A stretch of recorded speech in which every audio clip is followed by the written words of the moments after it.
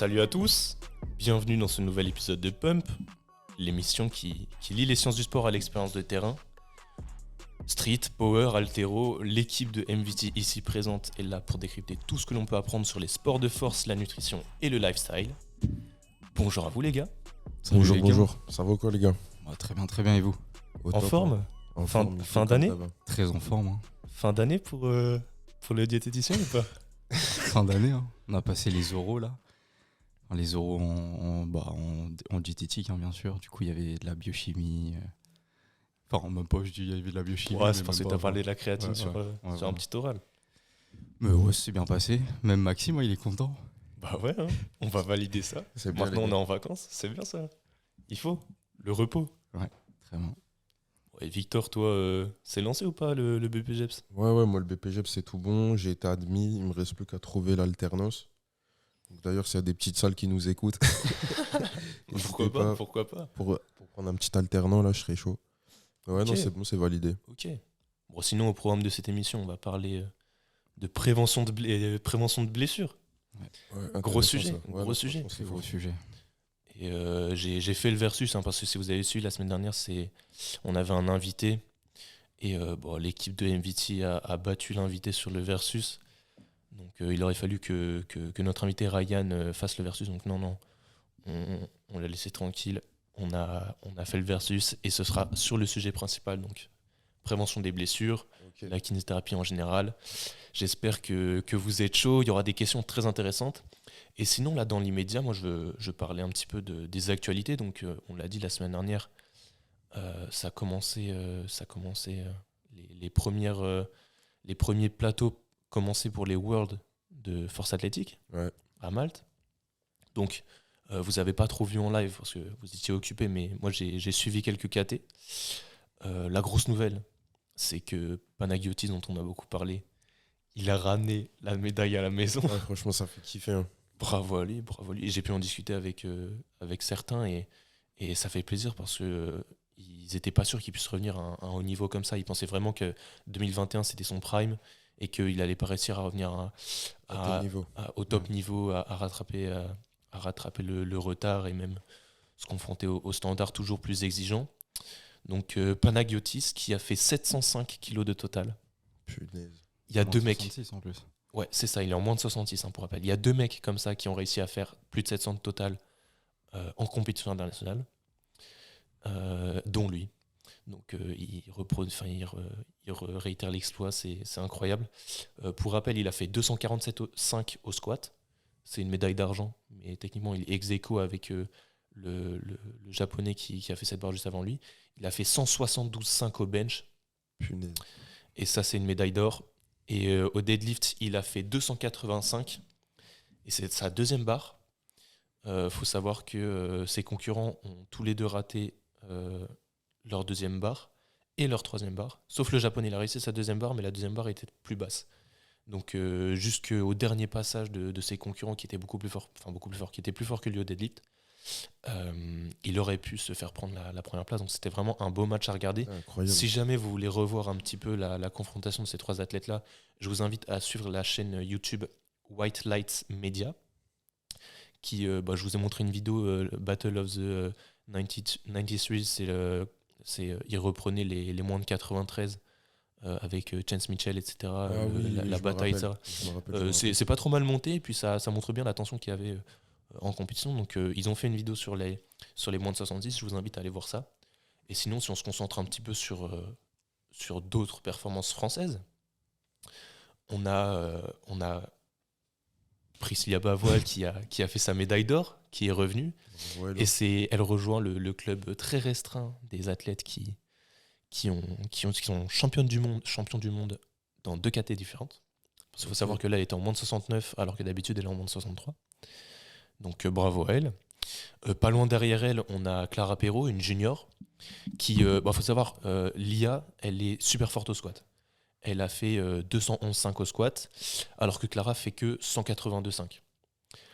Mais Clara bat Lia sur tous les autres mouvements. Ah ouais. Elle fait 5 kilos de plus au bench. Elle a 120 au bench, Clara, et d'ailleurs c'était un record de France. Et elle a fait 222,5 au terre, il me semble. Pouah. Donc, ouais, Clara, très très grosse performance aussi. Elle fait 3e parce que le squat, ça pêche un petit peu. Mais sinon, dans l'ensemble, c'était une très très belle compétition. Malheureusement, pour les gars, que ce soit Nicolas Perrault, Paul Ramboville, SBD Forever, Corentin Clément, Ah oui, il a fait quoi? là, c'était lui, il a fait 5e, il me semble. Ouais, il est dans une caté très relevée. Quel KT déjà? Moins de 105. Ah ouais? Ouais, ouais. Et sinon, c'est aussi. J'en parle souvent parce qu'il il était champion du monde avant. C'est Antoine Garcia, la plus petite KTOM, moins de 59, Ah oui, j'ai vu. qui a fait 5e ou 4e, qui s'est un petit peu écroulé par rapport à la concurrence. La concurrence l'a bien rattrapé. Et aussi, l'autre événement, c'est que Taylor Atwood, grande figure du powerlifting international, a été battu. C'est la première fois depuis 2017 qu'il ne fait pas une médaille d'or. Ah ouais. Taylor Atwood, c'est le champion des moins de 73. C'est un monstre de travail et c'est une grande figure dans le powerlifting. C'est quoi sa Et- nationalité? C'est un Américain. Américain, ok. Et il a fait médaille de bronze seulement, entre guillemets. Ça reste quand même une très très belle Ouais, performance. Hein. S'il fait que des médailles d'or depuis 2017, franchement, c'est un monstre. Mais donc, c'était ça l'événement. Il s'est fait battre par un Suédois junior qui a un soulevé de terre incroyable. Et pareil, les passages de ces athlètes-là sont intéressants à regarder. Donc voilà pour les Worlds. Et sinon, moi, je voulais vous parler d'une petite perf d'un athlète qu'on aime bien, dont Trésor parle souvent. Je ne sais pas si vous avez vu passer ça. Est-ce que ça vous parle si je dis 360 kilos? Non. Ça doit être Stanley, Muskov, ouais, Stanley. Stanley qui a fait 360 kilos au squat. Squat. Et pour ceux qui se souviennent, on a déjà parlé du record de France au squat. Hein. Il est détenu par un autre athlète dont j'ai perdu le nom, mais qui avait fait 350 en compétition. Ça veut dire que là, techniquement, c'est un record de France non officiel. Ouais. Donc, on espère qu'il sera capable de reproduire cette performance en compétition. Et Au C'est soulevé de stylé. terre, il l'avait aussi, mais non officiel. soulevé de terre, il l'a fait en compète. Hein. Le plus gros soulevé de terre de France, il l'a fait. Il l'a fait Il aussi. me semble qu'il l'a fait au championnat de France. Mais donc, ouais, ça fait plaisir de voir que cette KT, là, les plus de 120, arrive à toujours plus repousser les limites. Même au développé couché, hein. Il a fait, je crois, 230. Ah ouais? Ah, ça, j'ai pas vu. Ouais, c'est C'est un impressionnant. monstre. Hein. C'est impressionnant. fou. Donc, ouais, on soutient nos Les athlètes français. Grosse force à Stanley si tu passes par là. Il fait du tempo à 170 quand même. Enfin, Ouais, non, c'est un Donc, monstre. c'est- C'est un monstre. Et sinon, pour finir ces actus, dernière information, vous suivez bien Aubin. Ouais, Bien sûr. bien Oui. sûr. Il a fait la collab. Ah, c'est pour ça. Ah oui, j'ai vu. Est-ce que vous avez vu passer sa nouvelle collaboration? Avec une marque de bière. Coxoa Beer. Est-ce que vous avez regardé ce que c'était? Ouais, donc J'ai c'est regardé un petit peu. Ouais. c'est des bières vitaminées, non, d'après ce que j'ai vu. C'est une bière isotonique. Ouais, Donc, voilà. je me tourne vers le diététicien. Est-ce que tu peux nous expliquer, comme si on était des enfants, ça veut dire quoi? De quoi ça retourne en fait une boisson isotonique? Bah, je crois que c'est par rapport à l'équilibre un petit peu osmotique. C'est par rapport à ça. Ouais, c'est ça. Bon, du coup, un enfant n'a carrément pas compris. Je saurais pas comment expliquer. Ouais, c'est compliqué. Mais bon, c'est quoi l'intérêt pour les sportifs, les boissons isotoniques? Adapté au pH, Ouais. Mais bon, bon pour l'effort. pour moi, ça dépend quel sportif, on va dire. Peut-être à la Oui, limite bien sportif sûr. d'endurance, peut-être ça serait intéressant pour le street lifting. Quand il y a des Je vois grands pas enjeux de forcément, ouais. réhydratation, Je vois pas forcément l'intérêt.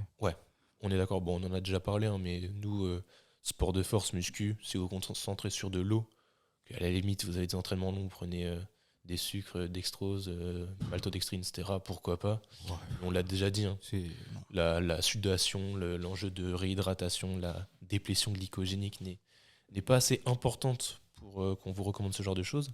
Mais pour en revenir aux bières isotoniques, faut savoir que c'est une bière qui est sans alcool. Donc là, je me tourne vers notre buveur. Oh, le chien. Victor, Oh, le chien. Victor, il fait passer pour quoi? qu'est-ce que tu penses Des bières des sans bières alcool. sans alcool? Bah, c'est En vrai, Est-ce que ça intéressant. vaut le coup? C'est une alternative, tu vois, pour ceux qui ont envie d'avoir ce petit goût de bière dans la bouche, mais sans avoir d'alcool dans leur corps. Je trouve que c'est une bonne alternative, tu vois. Mais Pour ta part, toi, c'est non, t'en consommes pas? Franchement, je crois pas que. Ouais, franchement, j'ai jamais bu, je crois. Ouais, enfin, Enfin, si, moi j'ai vite déjà dû fait, tu goûter vois. des trucs, Voilà, mais non, pareil. c'est pas dans mes choix, dans mes préférences. Bien Mais sûr. Ouais, s'il y ça a peut des être gars une- qui sont voilà. vraiment accros, j'allais dire non, mais qui aiment vraiment le goût de la bière et qui Ouais. veulent boire de la bière sans que ça impacte leur récup ou Bien leur sûr. performance, pourquoi pas? Ouais, Mais c'est non, parce que pourquoi ça vient un peu de l'idée reçue de la boisson un petit peu post-effort. pas. Ouais, C'est un voilà. peu Mais connu pour surtout ça. que lui, il véhicule C'est ça un ça, peu il dans ses véhicule beaucoup stories. ça. Ouais. Mais en vrai, c'est bien, ça. Ah doit ouais, Après, il y a c'est vrai. certains bienfaits, parce que je crois que c'est riche en polyphénol, bière sans, enfin, même bière avec alcool, mais du coup, si on enlève l'alcool, ça pourrait être potentiellement intéressant. Pourquoi c'est intéressant les polyphénols? Bah, c'est plus par rapport à tout ce qui est radicaux libres, si je me souviens bien, dans mes souvenirs. Et c'est quoi les radicaux libres? Les C'est radicaux des libres, ça permet dérivés de réactifs lutter l'oxygène. Ouais, ça permet de lutter contre le stress oxydatif. Bah, le vieillissement cellulaire, tout simplement. Ok, Ouais. d'accord. Voilà. Ok. Donc voilà, petite découverte. Bah, c'est bien, ça Oxoa fait des Beer. collabs. Goxoa Beer. Moi, j'ai une Si question, jamais Max. vous voulez tester, foncez. Imaginons, il te propose une collab. Est-ce que tu serais partant ou pas, toi? Non, moi ça me correspond pas, ça me parle pas. Ok. Ah, bah, c'est Non, normal. c'est pas pour moi. Mais Ok. c'est pas pour autant que j'aime pas le projet ou Ouais, je non, recommande franchement. pas. Non, franchement, s'il y a des gens qui aiment boire de la bière et qui veulent avoir ce semblant de goût, même si je doute que ça fasse vraiment le taf par rapport à quelqu'un qui est un vrai buveur de bière. Ouais. Mais encore une fois, pourquoi pas? Pourquoi pas? Le projet est intéressant. Donc si Non, jamais c'est ça cool. vous intéresse et que, pareil, vous aimez beaucoup la bière et que vous voulez faire une petite transition vers ce genre de choses, pourquoi pas? C'est intéressant de savoir que ça existe. C'est intéressant sûr. d'essayer. Donc, Bien sûr. et ça sponsorise. Enfin, Nous- je nous, sais pas athlètes trop français. les termes Ouais. du contrat, mais en tout cas, il bosse avec Aubin, un grand athlète de streetlifting. Mais là, d'ailleurs, vous avez vu en ce moment les stories des mecs qui font du street, là. C'est incroyable Ouais, c'est vrai qu'il y a un le niveau, niveau, là, en ce moment. Élevé. Hein. Franchement, Ouais, ça moi, va j'aime être- bien lire les commentaires de ces posts-là parce que tu vois toute l'équipe de streetlifting Ouais, de ouais, France ouais, qui ouais. s'envoie de la force. Franchement, ça fait kiffer. Et quelques mecs qui disent wow, le niveau en France, il est fort. T'as vu, on est trop fort. Hein. Ouais, franchement, C'est franchement, abusé. c'est chaud. C'est chaud. Pour les championnats du monde et tout, là, ça va être incroyable. Ça va être kiffant. Ouais, bah, on pourrait essayer de caster ça en direct, Ah, ce serait incroyable. faire un petit peu de Ah, ce serait stylé. commentaires. J'avoue. Pourquoi pas? Je lance l'idée comme Ouais. ça. À retenir. Affaire à suivre, on verra. Ouais. On verra. Bon, si on en vient à notre sujet principal, prévention Bon. des blessures. Prévention des blessures. C'est quoi une blessure, les gars? Bah, une définition toute simple. Déjà, c'est une blessure, ça respecte le modèle biologique, psychologique et social aussi. Et c'est tout simplement, en termes, on va dire, plutôt physiologiques au niveau des tissus, ça va être, bah, en gros, la somme des contraintes externes qui va être beaucoup plus élevée que la capacité interne de l'individu, donc des tissus. Et du coup, dès lors que cette capacité va être dépassée, en général, ça va soit créer une lésion ou tout simplement une douleur ou une Ouais. blessure. Même si les douleurs, bon, c'est multifactoriel et c'est beaucoup plus compliqué. Il n'y a pas forcément toujours cette corrélation entre blessure et douleur. Ouais, ça on l'a déjà Ouais. dit. Il faut bien le rappeler, c'est important. Du coup, c'est pas parce que vous avez mal que forcément votre tissu est lésé. Et Ouais, si vous vous intéressez un petit peu au sport de force, vous avez forcément vu passer les dramas autour du soulevé de terre et Bien du sûr. délift de rond. bien sûr. Et on voit bien qu'il y a des gens qui ont des hernies et qui pour autant n'ont pas de douleur. Ouais. Et à l'inverse, des gens qui Bien ont sûr. des grosses douleurs et qu'on n'arrive pas à expliquer Ouais. avec l'imagerie médicale. Bien sûr. Bon, moi, la petite définition que j'ai trouvée, c'est que l'Université de Genève définit ça comme étant un phénomène à l'origine d'un arrêt d'au moins 3 jours de l'activité sportive. Et c'est effectivement dû à une surcharge. Ça peut toucher l'articulation, les muscles, les tendons, les ligaments ou encore les os. Même si tu as parlé du modèle biopsychosocial, nous, on va plutôt aborder cette notion d'atteinte physique. Mhm. On peut classer les blessures en plusieurs types. Il y en a 4. Est-ce que vous savez à peu près ce que ça peut être? Ça dépend des modèles, mais ouais, c'était ce qu'on a vu en traumatologie là, mais je sais plus exactement. Bah, Il y a on a plusieurs modèles. on a les lésions par. C'est ce que j'ai trouvé sur les MSD manuals. Ah ouais. On a les lésions par hyperutilisation, les traumatismes fermés, les fractures et luxations et les entorses et lésions aiguës des tissus mous. Donc ça, c'est les 4 grandes catégories de blessures qu'on retrouve dans le sport. Il y avait même plusieurs stades dans ces catégories, si je me souviens bien. Ok. Traumato, on a vu, il y avait plusieurs stades de même, enfin, c'était relié à la gravité, quoi, du coup. C'est bien, c'est bien. Ouais. Il y a des souvenirs. Petit Il y a peut-être souvenir. une petite d'avance sur le versus, du coup, on verra. Ouais, Petit souvenir. Je suis en train d'emmagasiner ce que vous êtes en train de dire, les gars. Bon, Du coup, c'est quoi la cause des blessures? C'est multifactoriel, mais ce qui en ressort le plus, ça va être fortement une mauvaise gestion de la surcharge, de la charge d'entraînement surtout. Ouais. Donc s'il y a une mauvaise quantification de la charge d'entraînement, ça peut potentiellement amener à de la blessure, parce qu'on va, entre guillemets, dépasser un petit peu la capacité de l'individu. Après, je dirais une mauvaise récupération aussi. Fort. Donc tout ce qui est relié à l'environnement de l'individu, même le stress et le sommeil, hein, l'alimentation, donc les points un petit peu fondamentaux. Et après, je dirais peut-être aussi parfois, mais ça va être relié aussi à une certaine capacité, ça va être une mauvaise répartition des contraintes au niveau des tissus. Lors d'un mouvement, je pense par exemple lors d'un sprint, s'il y a potentiellement une technique un petit peu, enfin même s'il n'y a pas de bonnes ou mauvaises techniques, mais parfois en fonction des techniques, il peut y avoir une adaptabilité qui va être un peu moindre pour l'individu et ça peut potentiellement dépasser ses capacités et amener à certains pépins. Ouais, en fait, si on essaye de simplifier tout ça, la blessure, elle survient quand on sort du cadre dans lequel on est habitué à travailler, à exercer. Exactement. C'est ça. Ça veut dire que sur un squat, si on perd l'équilibre, ça veut dire qu'on va se retrouver à confronter un stress grand à des tissus qui ne sont pas entraînés. Et c'est là qu'on arrive à la surcharge, au fait de dépasser la capacité interne. Et c'est pour ça qu'une bonne technique, une standardisation de l'exécution, ça permet de réduire les facteurs de risque de blessure, entre guillemets. On veut avoir un cadre strict pour éviter d'apporter une contrainte trop forte à nos tissus. Okay. Et c'est pour ça qu'il y a pas mal de gens qui n'aiment pas parler de faux mouvements, etc. C'est juste que en fait, tu vas te retrouver dans un cadre, dans une position dans l'espace où tu vas solliciter grandement certains tissus.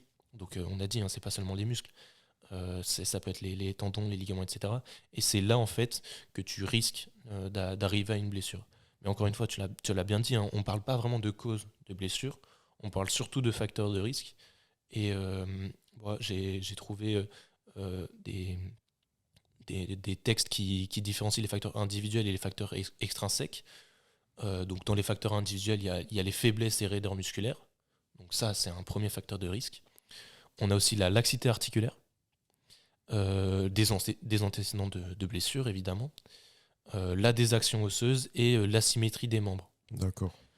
Donc ça, c'est les 5 points qui sont individuels pour chaque personne, chaque patient. Ensuite, dans les facteurs extrinsèques, on a les erreurs d'entraînement.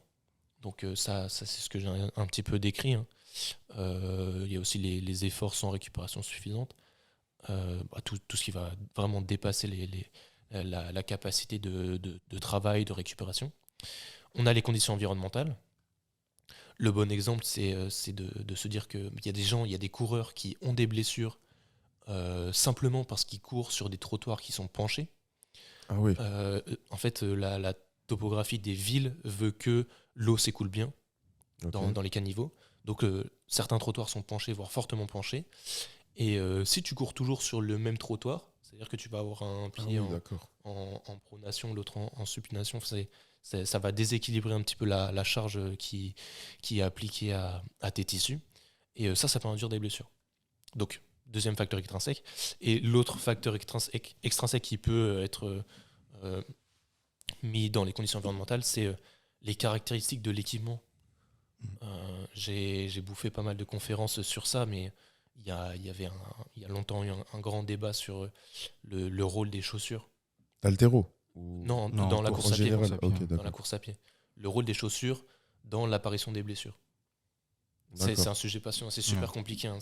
Il y a beaucoup de gens qui disent que c'est à cause des chaussures que certains sportifs se blessent. Et le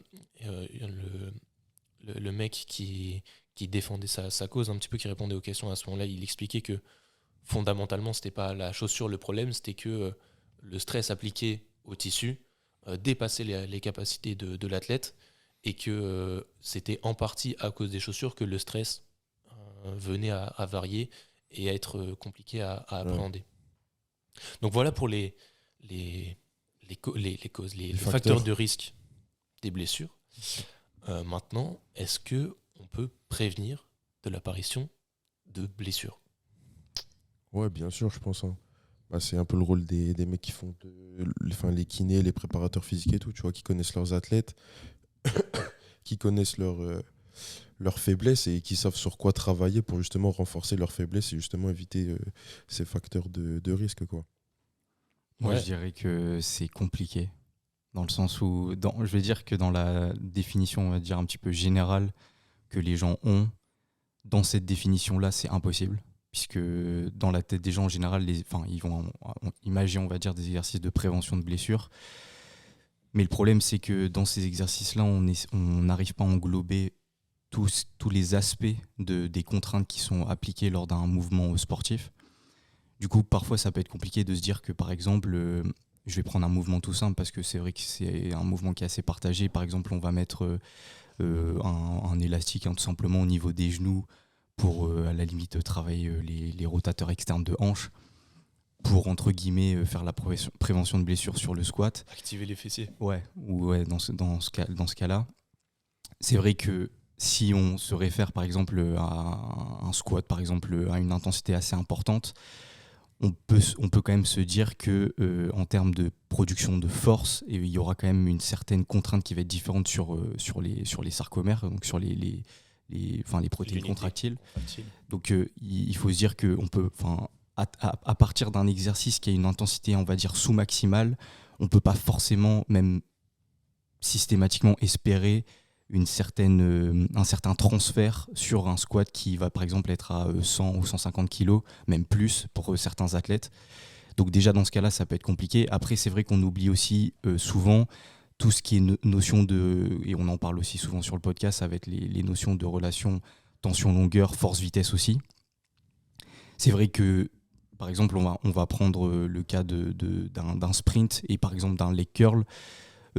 La contraction, la vitesse de contraction par exemple sur un sprint, elle est beaucoup plus importante et intense que sur un leg curl. Donc on pourrait potentiellement se dire qu'il y aura une sollicitation énorme, entre guillemets différente, et aussi sur la relation tension-longueur, parce que c'est vrai que lors d'un sprint en général, on va avoir une contrainte importante lors de l'étirement et lors de la contraction, donc dans des amplitudes qui en général sont un petit peu réduites en termes de production de force pour un muscle généralement. Du coup, c'est vrai que, avec des vitesses importantes bien sûr, du coup c'est vrai que se dire que l'augmentation des charges sur un leg curl pourrait potentiellement être compliqué de se transférer sur la prévention de blessures sur un sprint par exemple. Donc en général, ce qu'on va dire pour la prévention de blessures sur un mouvement spécifique, ça va être de tout simplement pratiquer le mouvement spécifique ou essayer de répliquer un petit peu les mouvements que l'on va, ou les contraintes que l'on va retrouver lors de la compétition. En dehors de ça, je pense que ça risque d'être compliqué en soi. Hein. Donc tous les exercices avec élastique en général vont apporter une intensité beaucoup trop sous-maximale par rapport aux contraintes. Et ensuite aussi parce qu'en général aussi les gens voient prévention de blessures par rapport aux exercices d'équilibre, etc. Donc de proprioception entre guillemets, même si c'est aussi un grand débat, mais bon voilà. En général, le problème, c'est que dans ces exercices-là, on va espérer avoir une adaptation au niveau, par exemple, de la cheville, donc pour essayer de diminuer un petit peu les risques de blessure au niveau de la cheville.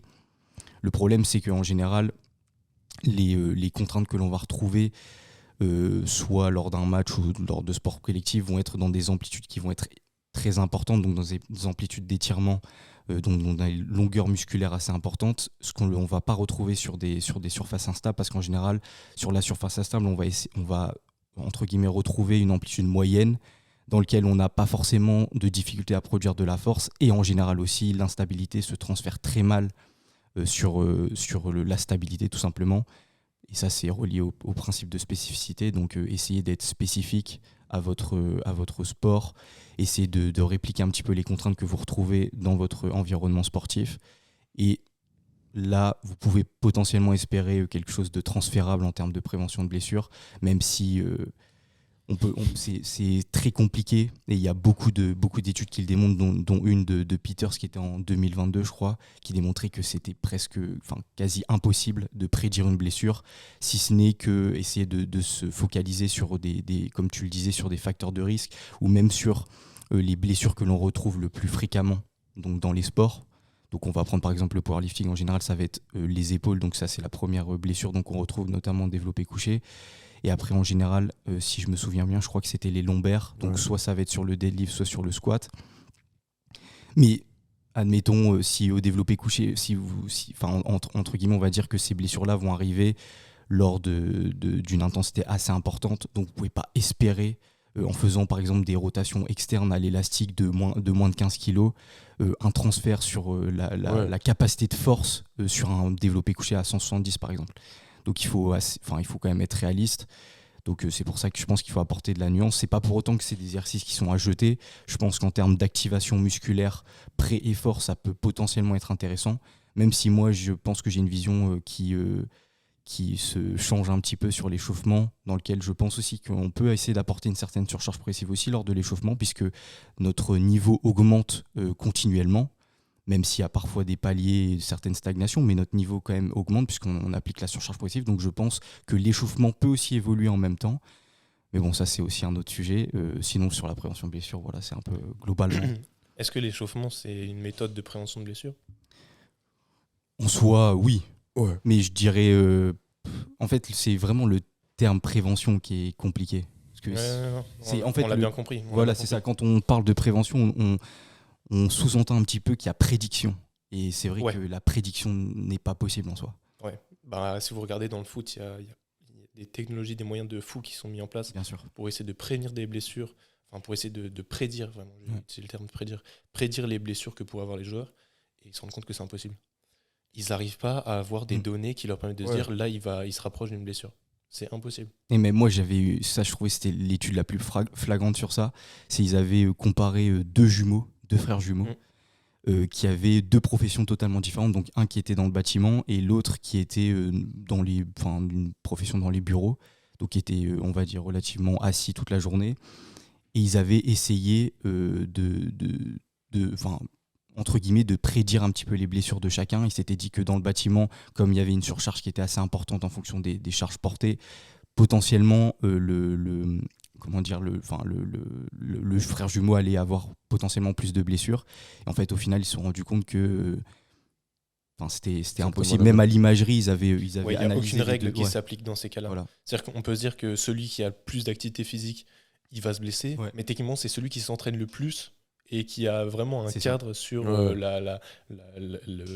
l'utilisation de ses muscles, de ses membres, de ses articulations, alors que la personne qui ne s'entraîne pas du tout, même si elle s'éloigne de risque parce que on se dit qu'elle ne fait rien physiquement et elle ne prend pas de risque, en fait c'est peut-être elle qui est la plus prédisposée à sortir de son cadre habituel. Et encore une fois, on l'a dit, la blessure elle survient quand on sort de notre cadre, pas d'expertise, mais le cadre dans lequel on est habitué à travailler, à s'entraîner, à exercer notre force, etc.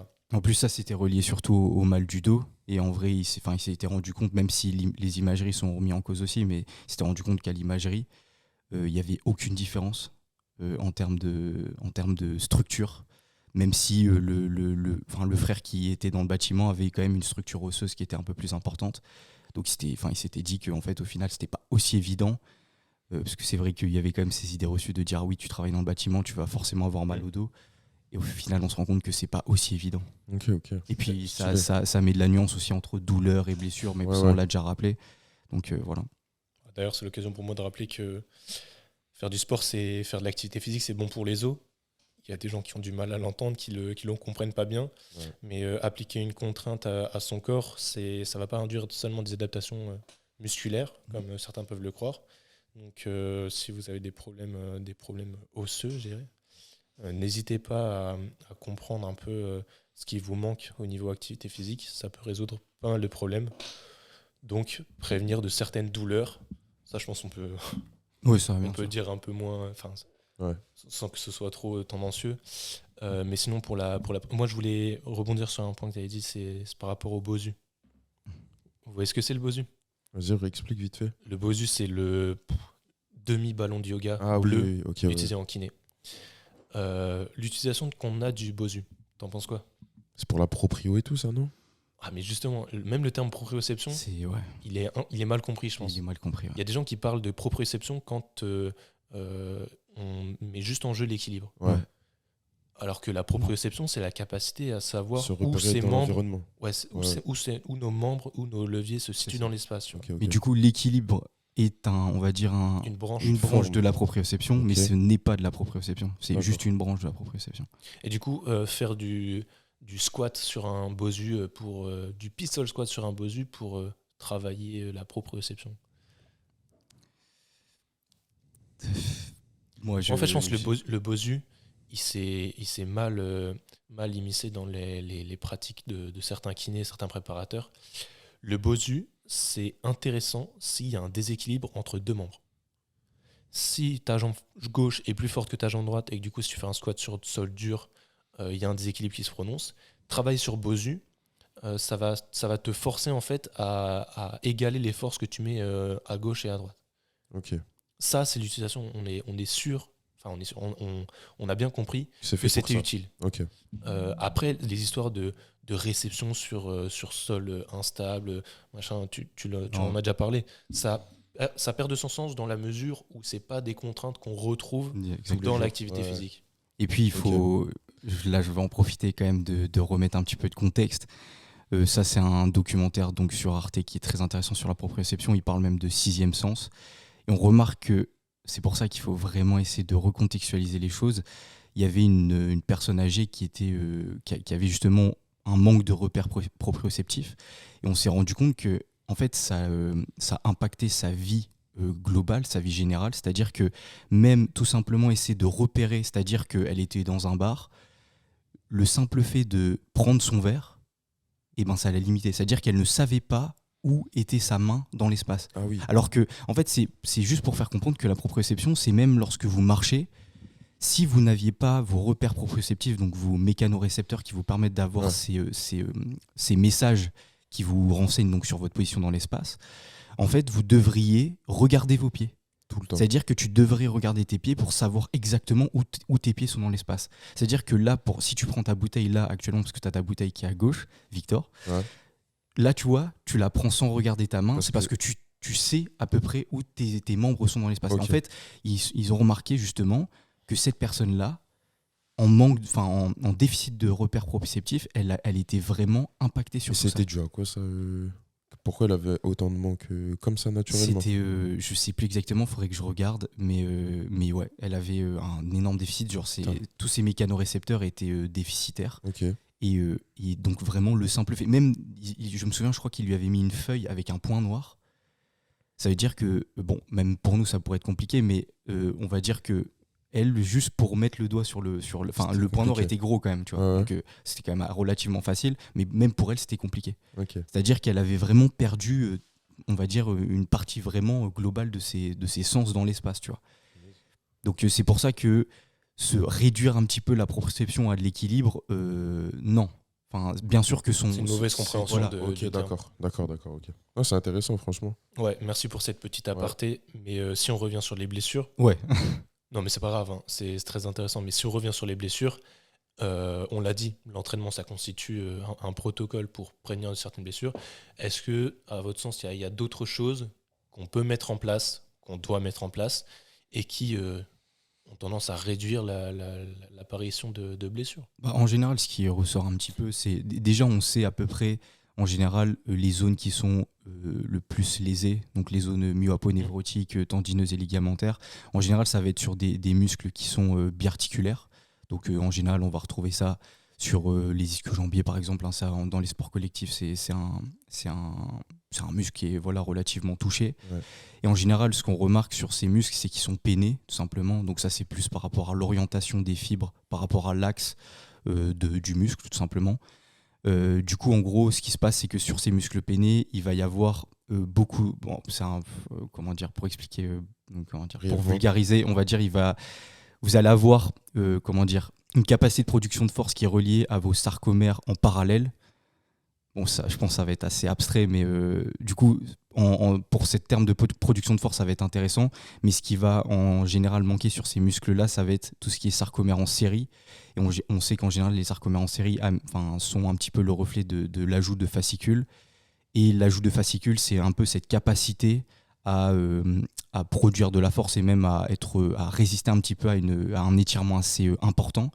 Et en général, on sait que les blessures arrivent dans des amplitudes soit d'étirement importantes dans lesquelles le muscle a une production de force limitée. C'est même la majorité des cas. Du coup, ce qui pourrait être intéressant pour ce qui est ajout de sarcomère en série, donc de fascicules, ça va être tout ce qui est excentrique rapide. On sait que c'est des méthodes qui marchent très bien sur ça. L'excentrique lent aussi, mais l'excentrique rapide, donc c'est le plus intéressant. Donc, quel exemple on pourrait donner? Je pense à peut-être un nordique. Je ne sais pas si ça parle aux gens, mais à la limite, on vous tient un leg curl au poids de corps. Oui, voilà, d'accord, un leg curl au poids de corps. Donc, on vous tient les chevilles et on descend. Ouais, basculez vers l'avant. Et le but, c'est, ce serait aussi en termes de capacité aussi de l'athlète, donc essayer de faire ça progressivement. Donc, je dis pas de passer directement à l'excentrique rapide directement, puisque c'est vrai que c'est très contraignant. Mais du coup, essayer d'avoir une surcharge progressive, de passer par exemple de l'isométrique dans une amplitude assez importante, donc dans une longueur musculaire importante. Après, peut-être potentiellement passer sur de l'excentrique lent et ensuite de l'excentrique rapide pour avoir cette surcharge progressive. Donc là, c'est juste un exemple à titre indicatif. Mais du coup, voilà, l'excentrique rapide, c'est déjà une bonne piste. Après, il y a tout ce qui est effort pliométrique aussi, qui peut être intéressant. Ouais, pour les structures tendineuses. Ouais, voilà. Moi, j'avais envie de parler de la mobilité. Aussi, bien sûr. Parce que par définition, la mobilité, c'est étendre sa capacité, l'amplitude dans laquelle on est capable de produire de la force, dans l'amplitude dans laquelle on est fort. Donc ça permet d'étendre le cadre dans lequel on est à l'aise et dans lequel on peut contrôler et ne pas avoir de blessures.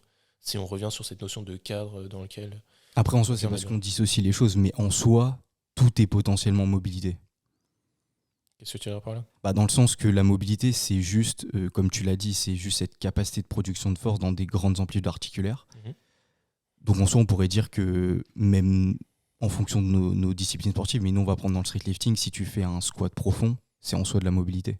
Ah mais oui, c'est clair. C'est ça. Mais donc les mouvements généraux, on va dire, spécifiques des sports, sont potentiellement de la mobilité, puisqu'on produit de la force dans des amplitudes assez grandes.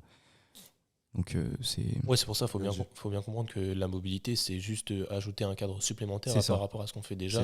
Et ça se trouve, ce qu'on fait déjà est déjà très intéressant par rapport à ça, au regard de certains sportifs qui n'explorent pas toutes ces amplitudes-là. C'est ça. Donc nous, dans notre cas, on ne fait pas tous du squat en pleine amplitude. Mais c'est très intéressant de le souligner. Et l'autre point, c'est le sommeil. Oui, la récup. Nécessairement. Le sommeil prévient des blessures et ça malheureusement, on en est sûr. Ça, oui. Les gens ne l'appliquent pas, mais on le sait. Dites-vous bien que le simple fait d'être fatigué et d'appréhender un entraînement différemment, ça peut augmenter le risque d'erreur, je dirais d'erreur pendant l'entraînement et donc de blessure. Donc le sommeil est la base de la base. C'est ça qui vous aidera à prévenir la majeure partie des blessures. Je dirais aussi un dernier point, c'est par rapport à ça, c'est plus relié aussi à tout ce qui est bonne ou mauvaise technique et tout ce qui est variation de mouvement finalement. Et du coup, ce qu'on a remarqué, c'est que en général, justement, les gens qui ancrent un pattern énormément dans le temps, dès lors, comme tu le disais au début, c'était intéressant, dès lors qu'ils vont, on va dire, avoir une certaine différenciation au niveau technique, vont potentiellement s'exposer plus facilement, on va dire, à une blessure, puisqu'ils vont avoir un recrutement et une stimulation des tissus qui va être différente. Donc, c'est vrai que parfois, ça peut être intéressant aussi dans une planification, essayer d'avoir des variations qui permettent de stimuler un petit peu les tissus dans des amplitudes un petit peu différentes, même si dans nos sports de force, on a tendance à beaucoup standardiser les choses. Mais c'est vrai que dans les sports, on va dire, un peu plus même collectifs ou même individuels, comme la boxe, le foot, peu importe, c'est vrai qu'il y a quand même l'environnement externe qui influence aussi beaucoup nos mouvements et notre gestuelle. Donc dans ces cas-là, je pense qu'avoir une variation de mouvement, avoir un panel de mouvements assez large, ça peut être intéressant. Parce qu'on va très rarement standardiser un mouvement lors par exemple d'un match. Vous n'allez pas standardiser votre sprint tout le temps. Donc ça pourrait être intéressant. Mais même en street lifting, ça peut être intéressant. Même en force, je pense que il y a parfois, peut-être même en compétition, on va avoir l'environnement qui va nous stimuler d'une manière différente. On va avoir potentiellement peut-être un peu plus de stress. Et peut-être qu'il y a certains points techniques qui vont être un peu plus compliqués à mettre en place. Et donc, on va avoir un peu plus de mal à standardiser. Peut-être que ce serait intéressant aussi d'anticiper ces choses-là et d'inclure un petit peu de variation de mouvement. Donc, des fois, avoir un peu plus d'amplitude. Je dis ça même pour moi parce que si les gens ont on est tous l'amplitude. concernés. Ouais, je pense que Intéressant, c'est franchement. Broussal qui dirait avoir une vision à 360 degrés C'est ça. et ne pas se concentrer sur seulement ce qui se passe à l'entraînement, mais aussi comprendre un petit peu les contraintes auxquelles l'athlète est exposé dans son quotidien et ce qu'il va vivre et voir en compétition. Fort. Bon, pas d'autres conseils pour prévenir des blessures Je si pense jamais, qu'on fait on, le tour, hein. si jamais on accepte cette notion-là. Non, je comprends pas d'autre. Non. Bon, je pense que vous avez déjà pas mal de clés pour comprendre déjà la blessure, même les terminologies qu'il y a autour de ça. Il y a encore plein de choses à apprendre, à comprendre. Ouais, bien sûr. Si vous voulez bien, je vous propose de passer au versus. Ça va Let's permettre go. de passer en revue pas mal d'autres notions. Let's go, je suis chaud. J'espère pour vous que vous êtes chaud parce que franchement, Il est costaud, j'ai celui-là. choisi des questions. Moi, c'est des questions qui me font kiffer. Franchement, Ok. je suis content. On te fait Donc, confiance, c'est parti. j'espère que vous êtes là.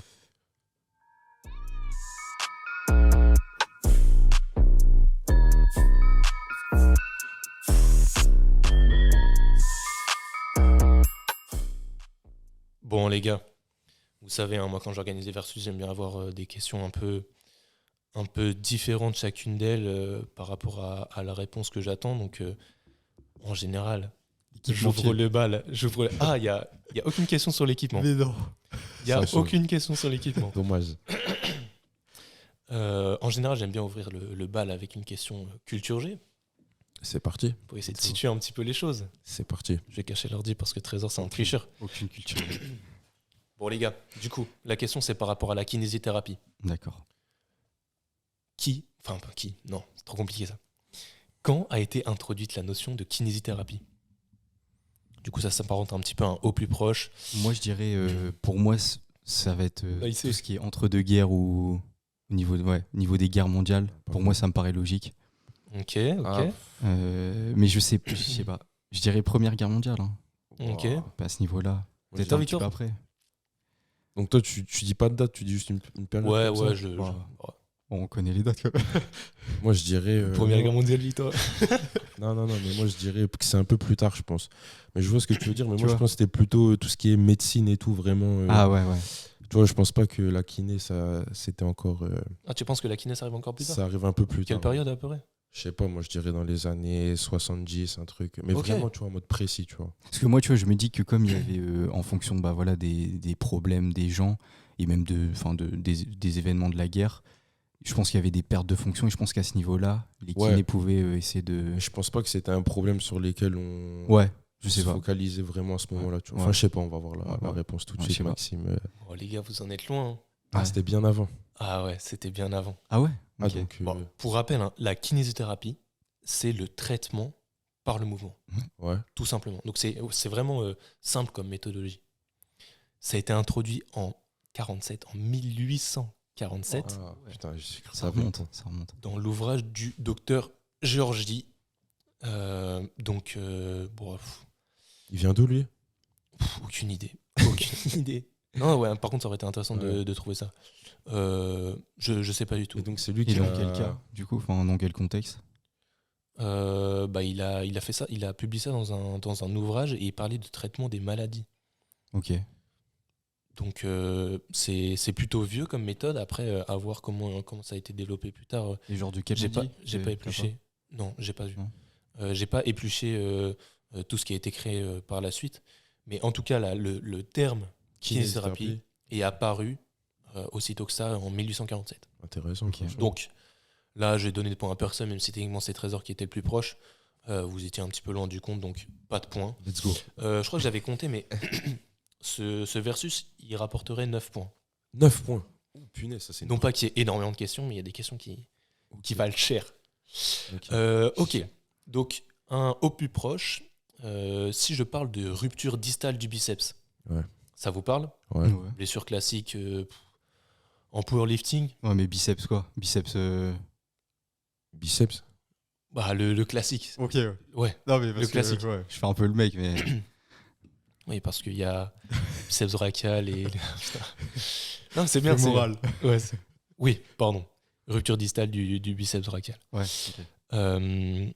Combien de temps d'immobilisation a-t-on quand on fait une rupture du biceps, donc à hauteur du coude? Moi, je crois que c'est. Parce que j'avais vu- Attends. Ah ouais, non, vas-y. Moi, je pense que c'est un bon 3-4 mois. Ok. Mais Parce que j'avais vu un mec Donc là, attends, sur Insta pour qui préciser, immobilisation, pas arrêt du sport, immobilisation, c'est-à-dire sous attelle. Ah, Mais- ok. Ouais, attends, du coup, c'est rupture complète, totale. ouais, rupture. Ok. C'est-à-dire rupture, c'est-à-dire Ouais, ouais. chirurgie. Moi, j'ai un bail 6 mois dans ma tête, je sais pas pourquoi. Ah ouais. Moi, je pense que c'est un peu moins. 5-6 mois, je dirais. Le temps sous attelle. Attention, le temps sous attelle. temps Oh. sous attelle. Ah, je dirais 2 mois. Ouais, 2-3 pareil, mois. 2-3 mois, frère. Ouais. 2-3 mois. Ok, bah pour vous départager, il va falloir parler en semaine, comme ça vous êtes un peu différents. Bah, Non, tu sais quoi, moi, je dis 3 mois pile. 3 mois pile. Ok, 12 semaines, Ouais, ouais, 12 bah, j'allais semaines. dire 12 semaines. 10 semaines. 10 semaines. Voilà. Ouais, elle est pour Trésor du coup. C'est 6 semaines seulement. Merde. 6 semaines. Putain, Par 6 semaines contre, seulement. La reprise du sport, elle se fait en général 3 mois après Ah, l'opération. Ok. Ok. Donc 6 semaines d'attelle. Ok. Je vous avoue que j'étais aussi surpris de me rendre compte que... T'as vu ça sur un post Insta ou. non, c'est un médecin qui a écrit beaucoup de choses par rapport à ça. Ok. Parce que j'avais vu un Et qui documentait toute la chirurgie, toute la réhabilitation qu'il y avait autour de ça. C'est long quand même. 3-4 Ouais. mois sans faire de sport. Parce que j'avais vu sur Insta, il y a un mec pareil, il s'était fait. Je crois que c'était une vidéo avec le Corona Gym et tout. Je sais pas si vous connaissez. Ouais. Muscu. Il avait fait une vidéo là-bas, il se pète le tendon Ah ouais. durant la vidéo.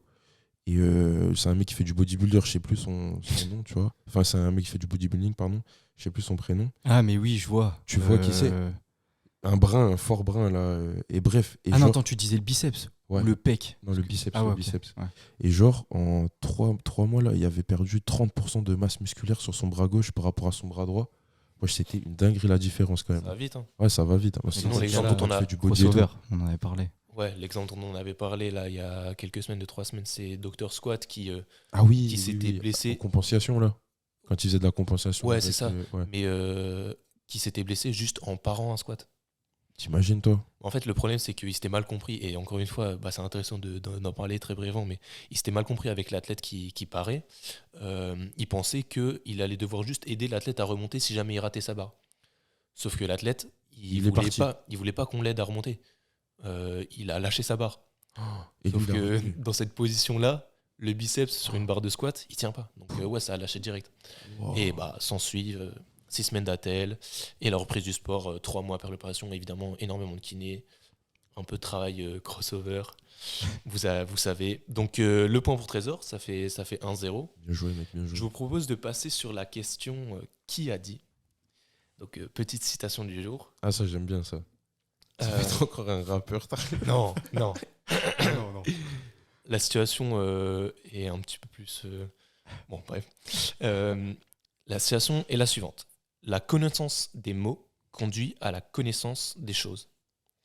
Qui a bien pu dire ça? Putain, ça doit être un psychologue de fou, ça. Moi, je dirais Jordan Peterson. Ça me dit un truc. T'es chaud. Tu connais, tu lis. T'es chaud, c'est bien. Moi, franchement, j'ai rien. Ah, vous êtes trop chaud aussi, vous avez trop de connaissances. Bon, si je prends cette citation-là, c'est évidemment pour accentuer l'importance d'avoir du vocabulaire et de comprendre toutes les terminologies qu'il peut y avoir autour de votre pratique sportive, autour de la kiné. Donc, Victor, si tu as un nom à balancer au J'ai hasard. pas de nom, frère. Caris dans Renoir. Non, franchement, j'en ai pas. Hein. Toi, t'as dit qui? Jordan Peterson? Comment tu dis? Peterson. Ok. Non, franchement, j'en ai pas. C'est Platon qui a dit ça. Ah, Ça remonte un peu plus. Pas de bah point. oui. Mais ouais, c'est Platon. Notre maître à tous. On en reste mais là. C'était par rapport à la dernière fois, ça, Platon, non? Pourquoi? Mais sur le dernier podcast, on n'avait pas dit Maxime Platon, je sais plus quoi, là, avec Ryan. Je crois qu'on avait dit ça, non? Je me souviens plus. Je me souviens plus. Bon, Concentrons-nous. on passe sur les questions cons. Ok. Questions cons, c'est questions relativement simples, juste Pas question un de peu de con. compréhension. Ouais. Si, Question simple. Non, question question simple. Question simple. oh, ouais. Si vous voulez les petits. Vu que c'est Trésor qui mène, Victor, Ouais. comme j'avais fait la dernière fois, C'est je te moi. donne les 2 questions et tu me dis à laquelle tu veux répondre. Ok. Première question, qu'est-ce que la rhumatologie? Deuxième question, qu'est-ce que le protocole PRICE? P-R-I-C-E.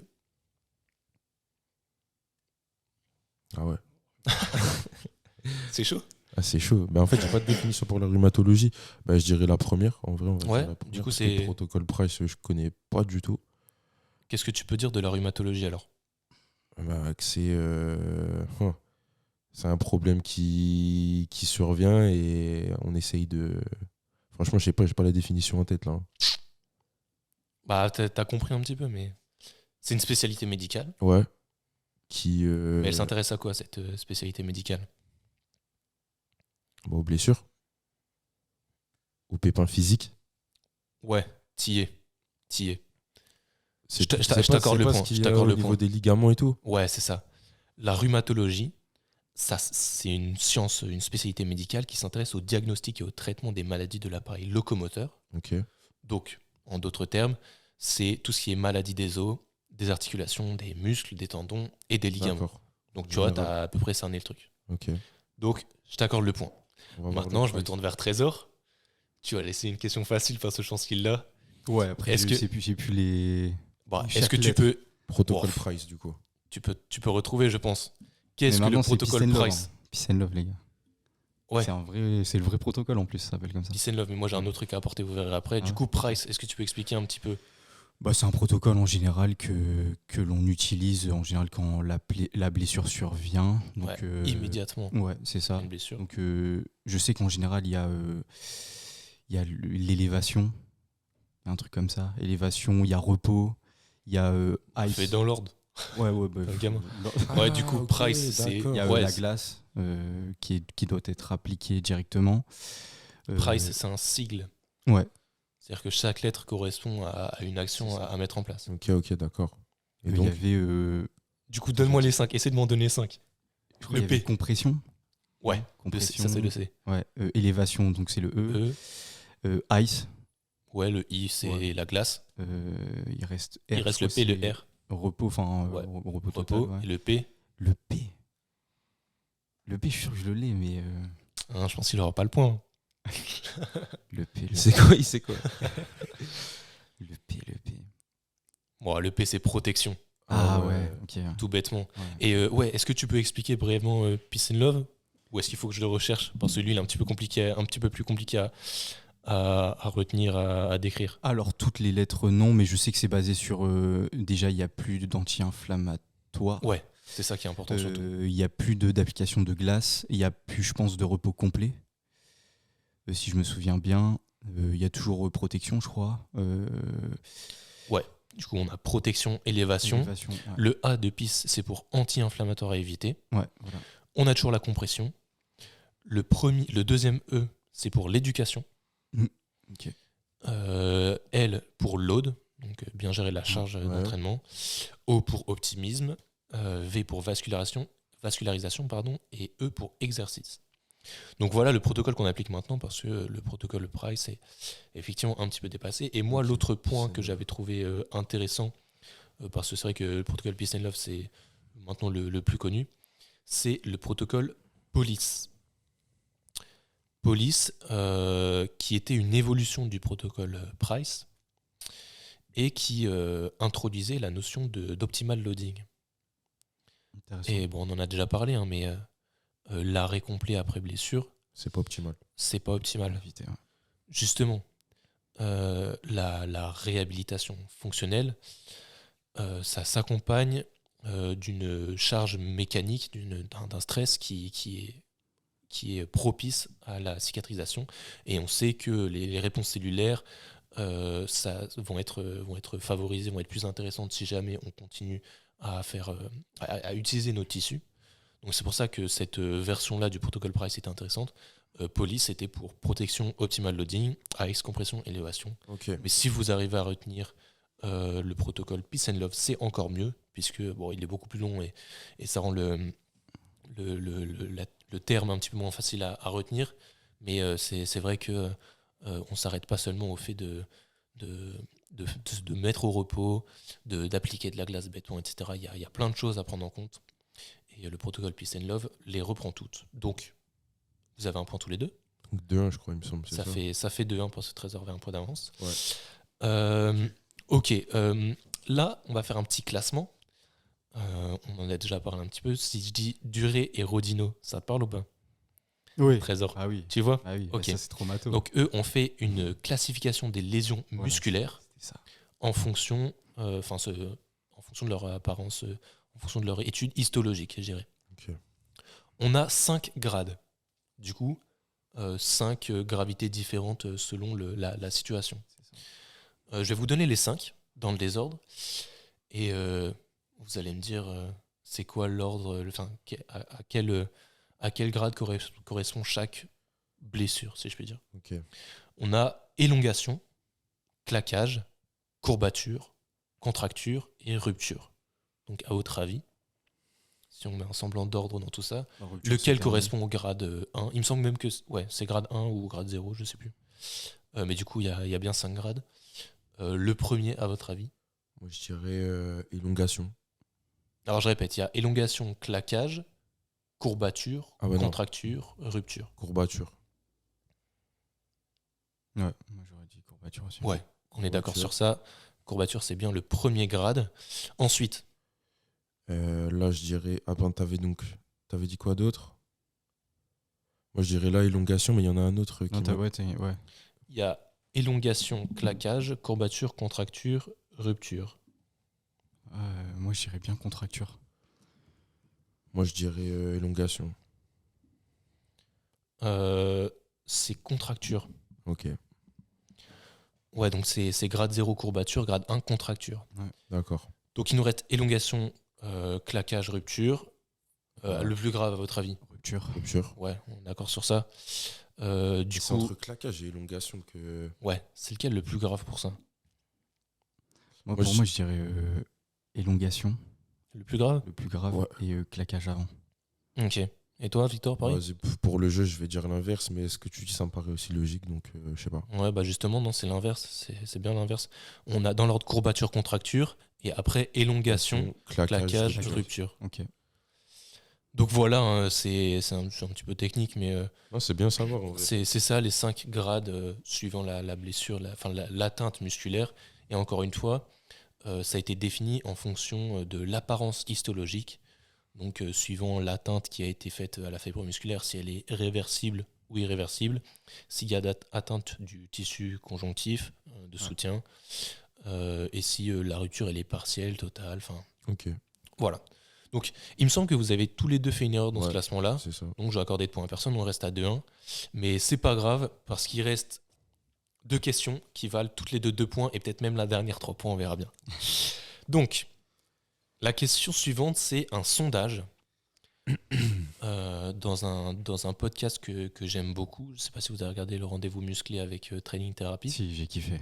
J'ai pas eu l'occasion. Dingue. Ils ont demandé, du coup, à nos 2 kinés, qui étaient les 2 zones les plus sujettes, quelles étaient les 2 zones, pardon, les plus sujettes à des blessures en powerlifting et en crossfit. C'est pour ça qu'il y a 2 points. Ok. Ils C'est avaient powerlifting et crossfit. Donc, ils ont dit, pour les Épaule, powerlifters, épaule, ça je m'en souviens. Épaule, ouais. Il y avait épaule, Et genoux. ouais, il y avait genou, et je crois qu'il y avait dos aussi. Ouais. Mais bon, dos c'est assez global, mais après ils respectent donc un pour petit le peu aussi. powerlifting, tu dis épaule, genou, dos? Moi, je dis juste Non. épaule et genoux. Hein. Non, même pas. Moi je dirais épaule et dos. Ok. Bah, parce que si. Enfin, je me souviens plus exactement, mais c'est ce qui ressort dans les recherches. Donc, comme Ok. ils sont dans les recherches, je pense qu'ils auraient dit ça. Et crossfit, je dirais ouais, genou et épaule aussi. Ok. Épaule, genou. Et toi, Victor? Moi, je dirais pareil, épaule et genoux. Pour le hein. crossfit, épaule, genou? Ouais, mais attends. Parce qu'au CrossFit, ils font des dingueries. Ouais, non, je pense que ça doit être ça. Non. Épaule et genoux, ouais. Voilà, vous avez effectivement raison pour le crossfit. Ils ont parlé aussi du dos en crossfit, en plus des épaules et des genoux. Il y en a un en plus en power? Non, justement, en power, ils parlent seulement de 2 choses. Et je suis d'accord avec toi, ça m'a un petit peu étonné. Ils parlent pas des épaules. Ah ouais. Ils disent que le problème récurrent, c'est surtout au niveau des hanches. C'est hanches et dos. Et enfin, les région hanches. lombaire. Région lombaire. Mais par rapport à quoi les hanches? Avec le squat et tout? Ouais, et le soulevé de terre surtout. Ah oui, bah oui, c'est vrai. Mhm. Ok. Et je pense que c'est aussi en sumo, les gens qui s'essayent au sumo, qui sont pas faits pour, qui ont des problèmes. Et puis, enfin, je dis sumo, mais non, c'est l'IA qui a eu un problème à la hanche aussi pendant longtemps et qui a, il me semble, bossé avec Training Therapy et Squat University. Ouais. Voilà pour les blessures, les zones les plus sujettes aux blessures en power et en crossfit. Et vous pensez Mais en ça, street, c'est c'est quoi? ça, c'est par rapport à leurs patients, du coup. Ouais, c'est Ouais, ça. Parce C'est pour ça que j'ai dit, faut on a pas- demandé à ces kinés-là, Ouais. parce que j'ai pas réussi à trouver de D'études. de consensus sur ce qui apparaissait le plus. Ce qui est chiant, c'est que souvent, ce qui est mis en avant, c'est la musculation. Enfin, la musculation, il y a beaucoup trop de pratiquants et il y a des gens qui connaissent rien, Ouais. qui font n'importe quel mouvement.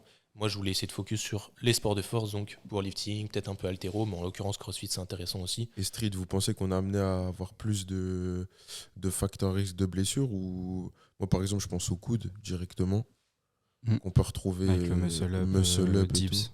Épaule sûre à 100%. Le problème, avec c'est que les c'est une dips discipline aussi, un peu j'avoue. jeune, donc on observe Ouais. encore peu de choses. Mais c'est vrai que le muscle pour les coudes, c'est une belle contrainte, Ah ouais frère. parce que c'est une contrainte Et qui même n'est pour les pas, dips, hein. qui n'est pas vraiment dans l'axe de l'axe d'utilisation du coude. Mais pareil, pour les épaules, c'est pas mal, hein, le muscle up. Ouais. Non, et puis il y a aussi des gens qui ont pas mal de problèmes au niveau sternal sur les dips. Ouais, fort. J'avoue Donc, ça. surtout les jeunes, mais Après ça part, vous inquiétez pas. ouais. Bon, on espère pour eux que ça va partir. Ouais, j'espère aussi. Pour les points, vous avez dit à peu près les mêmes réponses, donc je vais pas Toujours pas égalité. augmenter ça. On va faire un all-in. Les Ok. enchères sont très simples. Ou dem.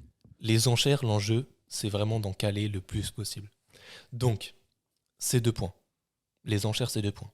Mais s'il y en a un qui arrive à monter au-dessus de 30, il gagne le versus. Au-dessus de 30. Le thème, c'est les muscles du corps. Ah ouais. Et c'est toujours pareil, hein, c'est en 1 minute. Si vous êtes capable de m'en citer plus de 30, bravo à vous. Parce qu'en plus d'avoir une bonne connaissance en anatomie, vous êtes capable de synthétiser un peu votre pensée et votre manière de réfléchir, mais aussi de débiter des mots un peu compliqués, parce que nécessairement, si vous vous concentrez que sur les muscles qu'on travaille à la salle, vous n'allez pas aller très très loin. Donc, moi, je veux que ces enchères-là montent. Si vous n'allez pas au-dessus de 20, franchement, je suis déçu. Les gars, allez-y. Frère, moi je vais commencer tout simplement avec un petit 11. Moi franchement 11, à l'aise. Je dirais peut-être 15, mais il doit en avoir plus. Hein, Mais il y en a largement. plus. C'est Mais juste oui, là, là, tu vois. Il va falloir trouver les bons mots, enfin les bons noms. Toi tu dis 15, Ouais. Je dis 20 même. 20. 20. Ah lui c'est sûr il les a. Attends, 21. Moi je dis 21 vrai. Parce qu'en vrai j'avoue il y en a plein. Je vais dire. Franchement, ça peut monter, gros. Faut juste que tu 25. t'organises par région. Ouais, 25 c'est ça, par région, tu vois. C'est 25. 23. Alors, 23, moi- 23. Ah ouais. Il sera mis. Il casse les couilles. Moi, pour tout vous dire, je me suis essayé à l'exercice et la première fois, j'en ai calé 32. En 1 minute, j'en ai calé 32. C'est chaud. Et après, si je me force vraiment bien et que je réessaye l'exercice, etc., je peux aller à 43, mais c'est en citant des trucs vraiment Ouais, que les gens connaissent pas, tu vois. Ouais. Donc là toi t'as dit 23. Ouais.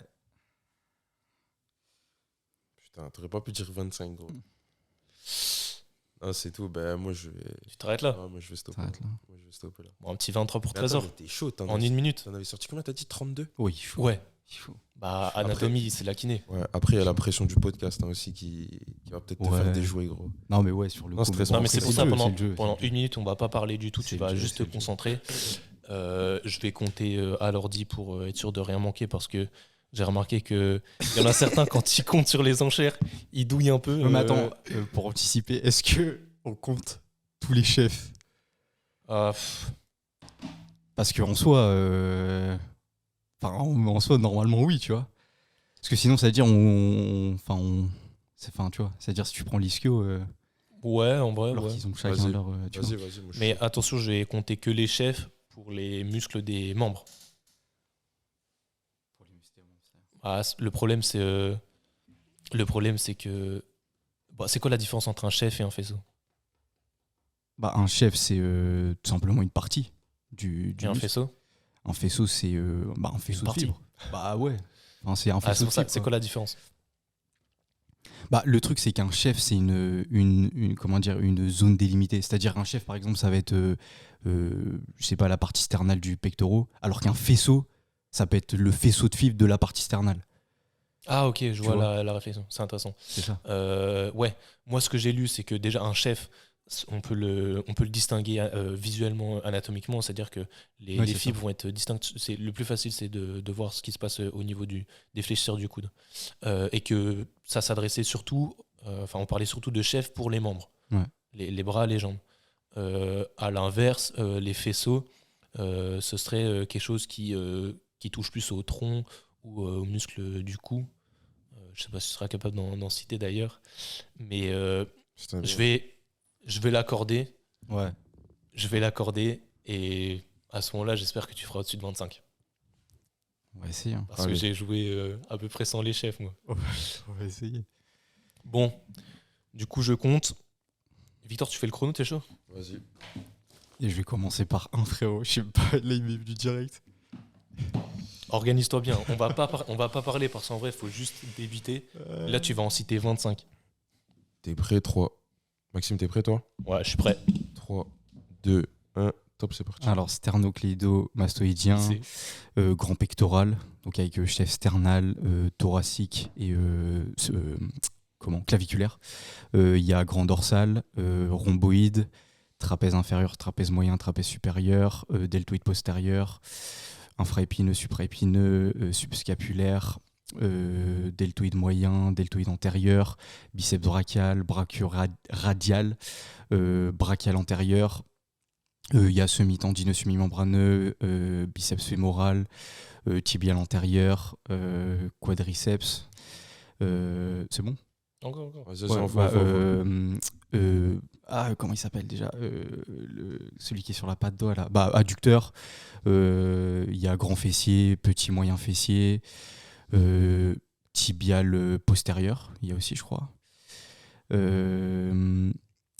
Bon, il y en a d'autres. Hein. Triceps. Triceps, ouais. Triceps Triceps. brachial. Ouais. Après, il y en a Pas mal du d'autres. tout. Bien joué, hein.